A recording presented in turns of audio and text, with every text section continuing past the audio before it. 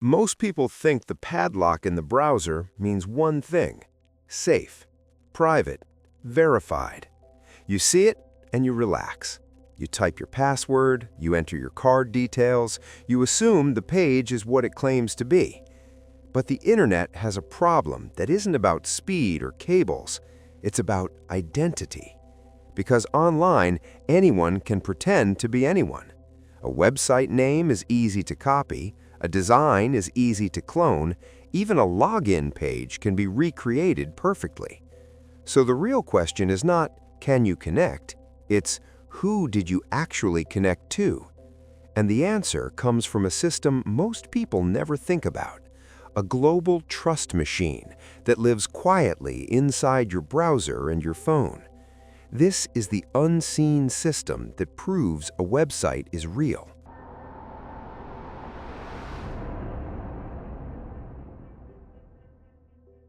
At the surface, the internet feels like a place.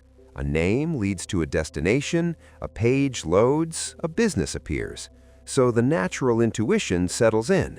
If the site loads, it must be the site. If it looks right, it must be real. But that's not how networks work. When your device connects to a website, it's not connecting to a brand. It's connecting to an address, a server, a machine. And machines can be swapped. Traffic can be redirected. Routes can change. A connection can be intercepted.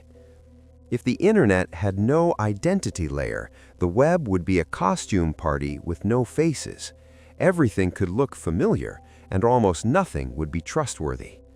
To solve this, modern internet traffic uses encryption, HTTPS.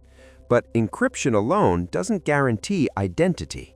You can encrypt a conversation with the wrong person.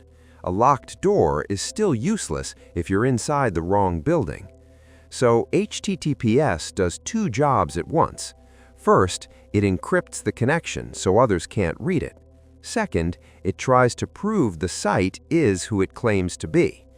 That proof comes from a digital document called a certificate. A certificate is essentially a signed claim that says, this website name belongs to this server. And your browser doesn't just accept that claim, it checks who signed it.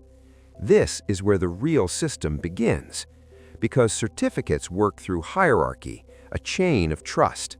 At the bottom is the website certificate, the one that says this site is this site.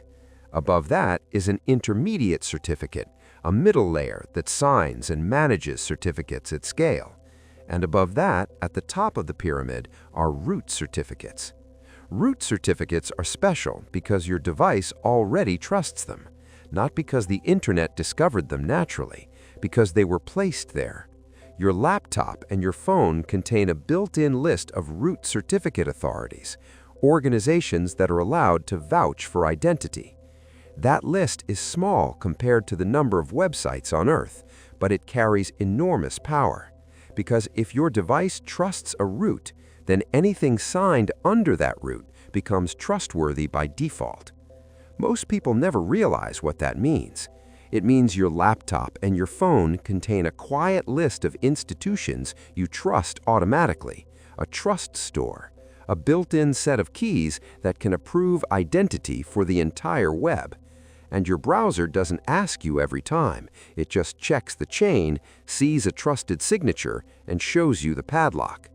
In other words, the internet doesn't run on trust because websites are honest. It runs on trust because your device was preloaded with a set of authorities and told to believe them. So how does a website actually get one of these certificates? A site owner makes a request to a certificate authority. They prove control of the domain, usually by completing a challenge. Sometimes it's adding a DNS record, sometimes it's hosting a specific file at a specific URL. If the authority can verify that you control the domain, it issues a certificate. Then your server presents that certificate to every visitor, and every visitor's browser silently checks, does the certificate match the domain name? Is it expired? Was it signed by a trusted chain? If yes, padlock. If not, warnings. And most users are trained to fear warnings. So the padlock becomes a visual shortcut for truth, even though it's really a shortcut for a signature chain. This system is one of the greatest pieces of engineering on the internet. It allows strangers to connect securely at global scale. It makes banking possible, health portals possible, private messages possible, business infrastructure possible. But it has a hidden weakness. It's only as strong as the authorities it trusts. And those authorities are not gods. They are companies, organizations, humans. They can be hacked, they can be pressured, they can make mistakes. When a certificate authority fails, it doesn't fail loudly. It fails in the most dangerous way. It can accidentally certify a lie. This has happened, not as a theoretical risk, but as real incidents over the years. A misissued certificate can allow an attacker to impersonate a real website convincingly. Because the browser sees a valid chain, the padlock appears, and the user believes the illusion. If that sounds extreme, remember what the system is doing. It's granting the right to be trusted. If that power is misused, identity becomes negotiable. Then there's a second weakness, revocation. If a certificate is compromised, you want browsers to reject it instantly. That's the idea. But at internet scale, revocation is messy. Browsers can check revocation lists. They can query status servers. But those checks cost time, add complexity, and sometimes fail. And when checks fail, many systems default to continuing anyway, because breaking the web is unacceptable. So the uncomfortable reality is, sometimes even when a certificate should no longer be trusted, it can continue to be accepted. Not because nobody knows, because the system prioritizes availability over perfect enforcement. And the more the internet grows, the more automatic it becomes. Today, certificates are issued at enormous scale. Services like Let's Encrypt made HTTPS accessible and automated for everyone.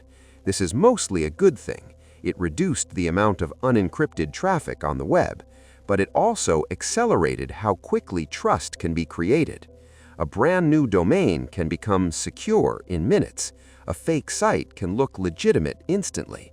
The padlock doesn't mean good. It means encrypted and certified. And certification often only proves domain control, not moral intent. So where does that leave us? It leaves us in a world where identity is enforced by a small set of trusted roots, stored invisibly on billions of devices. A world where the padlock is real, but not in the way most people think. It doesn't mean the site is safe. It means your browser successfully verified a chain of signatures back to a root it already trusts. That's a very specific kind of safety, and it's incredibly powerful. But it's also a reminder. The internet doesn't know what's true. It knows what's signed. To reduce risk, the system has evolved. Certificate transparency logs make certificates publicly visible so misissuance can be detected. Browsers enforce stricter rules over time. Security teams monitor suspicious issuance. But the foundation stays the same. Trust is still concentrated. And if you ever wondered what really holds the modern web together, it isn't just cables, it isn't just satellites, it's the quiet agreement inside your device about who is allowed to prove identity. So the next time you see the padlock, remember what you're really seeing. Not magic, not certainty, a chain. A chain of trust that starts inside your browser and extends outward into institutions you'll never meet. This was another unseen system. If you want to understand the hidden infrastructure that quietly shapes everyday life and what happens when it starts to fail, subscribe to Unseen Systems. Because the most important systems are rarely the ones we're taught to see.